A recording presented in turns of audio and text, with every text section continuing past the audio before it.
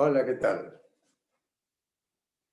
Hoy tendremos una conversación sobre algo muy importante que ha estado oculto, que no se ha descubierto totalmente, y es la pandemia que sigue después de esta pandemia, o la pandemia que está oculta abajo de esta pandemia, y es la ansiedad, la depresión, el coraje que la gente ha ido sintiendo a través de este fenómeno tan terrible.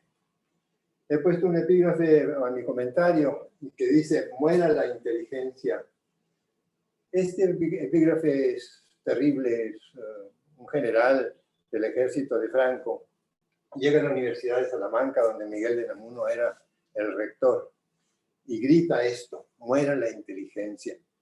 Y lo pongo aquí porque un amigo mío, arquitecto, me ha preguntado: bueno, Fidel, ¿cómo es posible que la gente en este periodo tan brillante, en que tenemos tanta tecnología, que hay tantos descubrimientos, que hay tanta innovación, le dé la espalda a la ciencia?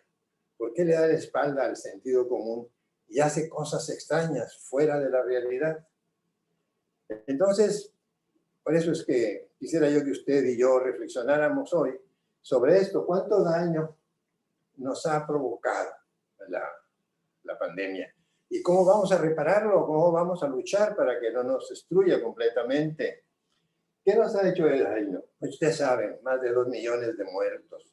La gente ha perdido pues, mucho dinero. Yo creo que todos hemos perdido de alguna manera algo en esta pandemia, los ricos, los pobres sobre todo. ¿Y qué pasa con la salud mental? ¿Por qué no se ha hablado sobre ese tema tan importante? Entonces yo quisiera mostrarles a ustedes algunos de los aspectos, nomás para que se den una idea de cuál es el daño que ha provocado esta enfermedad tan terrible. Y aquí tenemos un estudio que se hizo en China con profesionales de la salud, que fue uno de los primeros estudios que se hicieron, donde demuestra, ¿verdad?, que la gente que trabajaba con este tipo de pacientes empezaba a dañarse ella misma, no ya del virus, sino de depresión, de ansiedad, de angustia, ¿verdad?, que tenían mucho miedo a contagiarse ellos y tenían mucho miedo de ir a sus casas al final del trabajo y contagiar a su familia. Y quizás una cosa terrible que a mí me parece particularmente dramática es lo que llaman el moral injury, que es este daño moral que los médicos sentimos cuando hacemos algo incorrecto. Entonces resultaba, por ejemplo, que había 2 pacientes y teníamos una sola cama, un solo ventilador o una sola capacidad para intubar a esa persona. Y uno tenía que decidir entre 2 seres humanos, decir, bueno, le doy a este a la cama, le doy a este el ventilador y el otro se va a quedar sin nada. Entonces uno tenía necesariamente que decidir, y entonces uno se iba a la casa con ese sentimiento de cruda moral de si hizo bien o si hizo mal. Estos 2 gráficos que ustedes ven aquí es sobre el estrés agudo que la gente siente y sobre el estrés crónico. Y esto es muy interesante.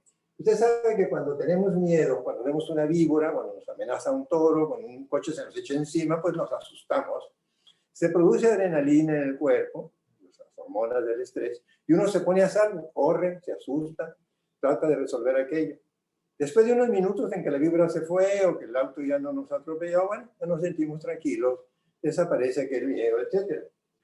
El cerebro manda un mensaje a las glándulas suprarrenales en la parte de arriba del riñón, y ellas producen todas estas hormonas del cortisol, etcétera, que hacen que uno se prevenga y huya de aquella situación. Pero después de unos cuantos segundos de que lo que nos amenaza ha desaparecido, el cortisol, los niveles de adrenalina desaparecen del cuerpo, porque son sustancias que si se quedan largo tiempo en el cuerpo hacen daño. En este caso tenemos el estrés crónico. Imagine usted que en lugar de que ha sido una situación aguda, a usted pues, se encuentra en una situación de un terremoto, donde usted está aplastado, digamos, dentro de esa condición de derrumbes que tan frecuentemente hay en este tipo de fenómenos, y el sujeto tiene que estar ahí no nada más una hora, sino quizás un día o más, esperando a ser rescatado.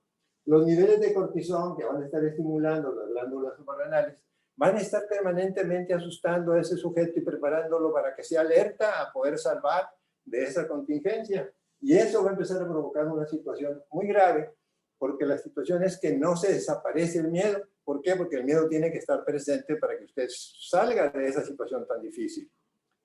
La gente que está enfrente de condiciones de de la pandemia están un día y dos y un mes y muchos meses más enfrentando las mismas condiciones adversas de pacientes que se enferman, de que empiezan a complicarse y que desgraciadamente mueren.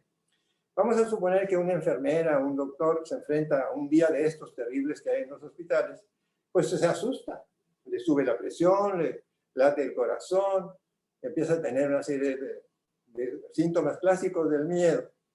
Y entonces, bueno, ya termina el turno, se va a su casa, descansa, cena, se acuesta a dormir, y quizás el primer día la presión arterial, que había estado alta durante ese momento de tanta ansiedad, empieza a disminuir.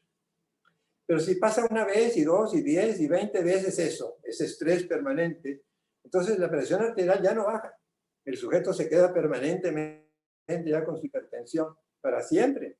Entonces esa situación empieza como a agotar los sistemas de regulación del cuerpo y el sujeto ya no recupera su estado anterior. Y eso es lo que provoca precisamente la angustia, que la angustia que se hace crónica, que de alguna manera permanece, pues nos va a provocar depresión, ansiedad y por supuesto daños cerebrales en ocasiones. Usted dirá, pero si yo no soy una persona que está al frente, ¿verdad?, de una situación tan difícil, ¿verdad? Yo soy simplemente, pues, una persona de la población general. Pero usted ha tenido miedo a lo largo de muchos meses, no un día ni dos, sino 10 meses, quizás un año, donde usted ha tenido miedo, dice, seguridad a su propio cuerpo, a su propia familia. Ya le he dicho yo que esta condición del virus es como un grave dictador que nos ha hecho, de alguna manera, decirnos no toques, no beses, no salgas de tu casa, no asistas a tu trabajo, no te contactes con la gente, ten miedo permanentemente al bicho. En cuanto te pones la mascarilla, te acuerdas del bicho, el bicho está presente en nuestra cabeza durante todo el tiempo. Yo le preguntaría a usted, ¿en algún momento usted ha dejado de pensar en la pandemia en el curso de este año? Yo le aseguro que no ha habido un solo día en el que usted no se acuerde de eso. Eso provoca pues que tengamos un aislamiento total de la gente, de cosas que antes teníamos ya no las tenemos, no tenemos la forma de desfogarnos tomándonos un café con los amigos, oyéndonos al fútbol, etc. Empezamos a abusar de las sustancias, sí, como el tabaco, el alcohol, la comida, empieza la gente a acercarse a eso y empieza a provocarnos ansiedad, depresión, porque tenemos algo terrible que estamos encerrados en la casa. Acuérdese usted que el aislamiento es un aislamiento físico, que quizás lo hemos, digamos, reparado un poco a través del contacto virtual como el que tenemos ahora usted y yo, pero nunca es lo mismo, ¿verdad? Entonces este miedo, pues la característica que tiene es que no desaparece, ahí va a estar mañana. Entonces eso ha provocado, ¿verdad?, que ya venía la gente en el mundo, en el 2019, la Organización Mundial de la Salud nos había dicho que habían subido los niveles de ansiedad y depresión, pues ahora mucho más con esta condición. Entonces empezamos a tener la depresión como una enfermedad crónica y el estrés igualmente también. Cuando la gente está asustada, cuando la gente está deprimida, cuando está ansiosa, le bajan sus defensas y entonces es más proclive, ¿verdad?, pues a enfermarse. Y mucha gente ya tenía enfermedades, ¿verdad? Si usted tenía hipertensión, si usted tenía diabetes, por ejemplo, pues no le hace bien, ¿verdad?, el que tenga sus defensas bajas, porque eso lo pone más en riesgo para hacerse daño. Una de las condiciones que a mí me han preocupado muchísimo han sido precisamente los niños y los adolescentes. Esta condición de aislamiento, que un bebé, que un niño no tenga otros niños alrededor suyo con quienes jugar, ha ido provocando que el desarrollo de los niños se haga más lento, ¿verdad? Y el que no vayan a la escuela, pues inmediatamente es lo mismo, porque están de alguna manera enclaustrados en su casa y no tienen la relación social. Particularmente los adolescentes se ha vuelto muy difícil el cortejar. El lugar donde uno socializa, donde uno encuentra el amor, donde uno encuentra las relaciones sociales, pues es en la escuela, ¿verdad? Entonces estos muchachos jóvenes han empezado a encontrar con que no es igual la vida virtual, ¿verdad?, que tener una vida social donde uno vea a la persona con carne y hueso, ¿verdad? Entonces este aparejamiento virtual de alguna manera es diferente, es difícil de llevar a cabo, etcétera, ¿no? En estas condiciones hay otra cosa que nos ha asustado mucho, no nada más a los jóvenes y a todos, sino que el tipo de condición de la pandemia es muy extraño, ¿verdad? O sea, nos ha quitado los rituales clásicos. Nosotros tenemos los funerales, los sepelios, tienen una razón de ser. El sepelio es una despedida, es una forma de nosotros decirle a aquel deudo, adiós, hasta aquí hemos estado juntos, reconocer sus méritos y orar por él, etcétera, y alejarnos de él. Pero curiosamente, la muerte del coronavirus está en soledad. Y empezamos a tener algo que me parece totalmente perverso, que es que la gente empieza a tener virtualmente el funeral. O sea, yo voy a ver a mi ser querido por la televisión, por un teléfono, cómo lo entierran. Usted acuérdese de eso también, que a veces en la misma familia ha habido varias personas que fallecen, lo cual a veces la pérdida no es única, sino múltiple. Además, son 2 millones de gente las que se han muerto. Si usted calcula que 5 familiares tiene cada persona que muere, pues tenemos millones de seres humanos que han sufrido la angustia de ir a los hospitales, de estar esperando durante semanas a veces a que sus pacientes salgan vivos o muertos del hospital, y eso pues provoca un estrés muy grande en muchísima gente. Usted debe entender que estas familias no van a quedar igual después de esta situación tan difícil. Yo se lo estoy enfatizando tal como es. Yo sé que es una situación difícil, lo que yo le estoy diciendo, una cuestión dura, pero tenemos que enfrentarla y reconstruir todo esto que nos está destruyendo la pandemia, porque somos los sobrevivientes de esta condición. Que qué bueno, ¿verdad? Estamos vivos y vamos a seguir adelante y tenemos un mundo maravilloso enfrente de nosotros con tantos descubrimientos, pero tenemos que resolver nuestros duelos, ¿verdad? Tenemos ahora una condición muy curiosa. Por eso puse este barco que se está hundiendo. Pareciera ser que la gente empieza a gritar, sálvese el que pueda. Y los países del mundo están peleándose por las vacunas y dejando a otros sin ellas. Y entonces empezó a provocarnos también un cierto nivel de ansiedad, porque queremos ya vacunarnos, sabemos que eso es una salida, y pues no la tenemos tan accesible. Además empezamos a tener problemas propios de haber estado sin trabajar durante mucho tiempo, empezamos a tener problemas económicos, hay inquietudes sociales, los niños y en las escuelas, pues a mí me parece que eso también es una cosa que tenemos que remediar de alguna manera, porque ellos se están quedando sin esa relación social. Otra de las condiciones, además de la ansiedad y la depresión y todo esto, es que la gente no estaba contenta antes de la pandemia. Había manifestaciones de inconformidad social en muchas partes del mundo. Acuérdese usted, hubo una revolución en Egipto, en Hong Kong, en Chile, los chalecos amarillos en Francia. Ya había una actitud de inconformidad social. La pandemia nos ha provocado un disgusto interno, ¿me entiendes? O sea, estamos enojados, o sea, no nos gusta que nos pase esto, que hayamos perdido dinero, que hayamos perdido el empleo, o la familia, etcétera, ¿no? Entonces, esa inquietud, ¿verdad?, nos ha provocado el odio. Y el odio es un sentimiento terriblemente destructivo para usted y para mí. Es el disgusto aquel de querer matar, de querer eliminar aquello que nos molesta, que nos saca del confort. Es un sentimiento de profunda antipatía, ¿verdad? Y que queremos de alguna manera destruir aquello que nos está molestando. Hace poco vi una entrevista en la televisión de este señor Daniel Sol, que hizo este libro en tono de broma que dice, todos aquellos que tú odias se van a morir. Pues él lo dice de broma, ¿verdad? Pero la gente tiene un cierto sentimiento de malestar social, de que se junta, ¿verdad?, de alguna manera con el odio de los demás. Y entonces empiezan a aparecer crímenes de odio, por ejemplo, actos criminales en contra, pues, por ejemplo, de las mujeres, ¿verdad?, de las minorías sexuales en ascenso, por ejemplo, los homosexuales, ¿verdad? La gente piensa diferente a nosotros. Entonces la gente trae sus propios sentimientos íntimos de que no nos gustan cierto tipo de personas por el color, por el sexo, por la identidad sexual, etcétera, y empezamos de alguna manera a provocar una cierta agresión hacia ellos. Y los crímenes de odio pues se manifiestan con ataques físicos, ¿verdad?, con destrucciones de la propiedad, etcétera, y a veces pues acosando verbalmente a la gente.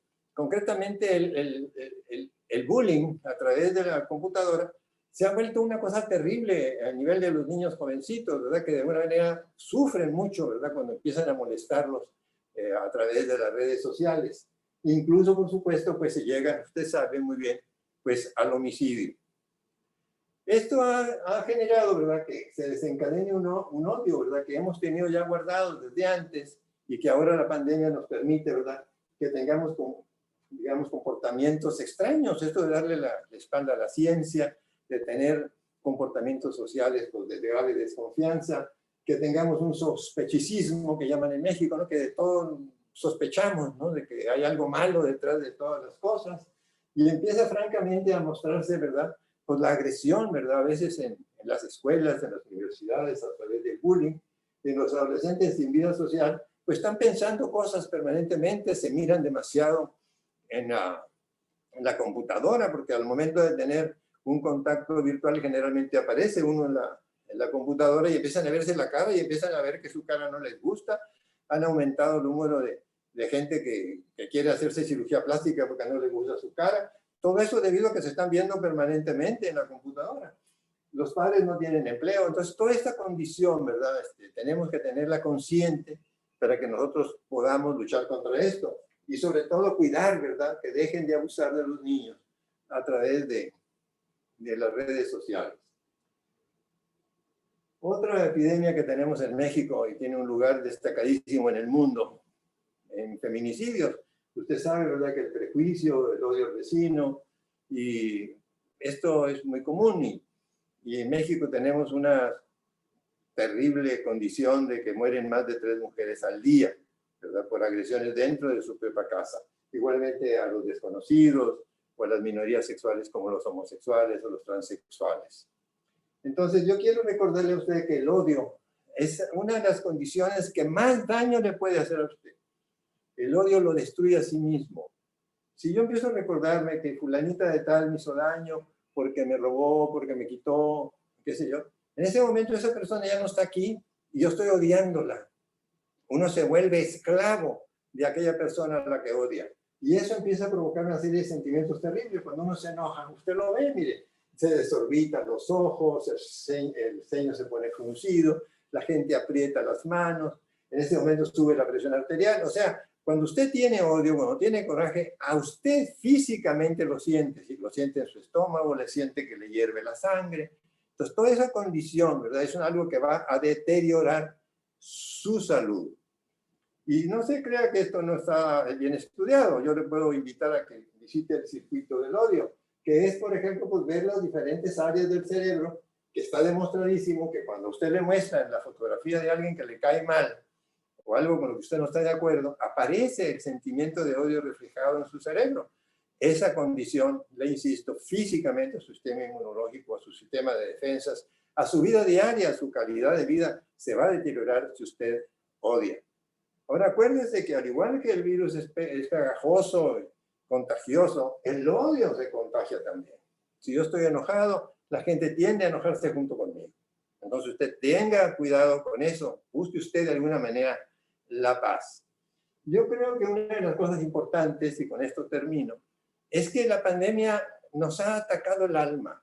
Usted tiene que entender que nos ha hecho un daño fuerte a nuestra conciencia, a nuestros sentimientos de sí mismos, y que nosotros tenemos que hacer un esfuerzo enorme para que esto no siga sucediendo. No debemos dejarnos llevar por el miedo, tenemos que tener la esperanza de que vamos a salir pronto con la vacuna, ¿verdad? Tenemos que tener la condición, ¿verdad?, de apoyar a los demás, de tener una actitud de solidaridad con la sociedad para que salgamos adelante.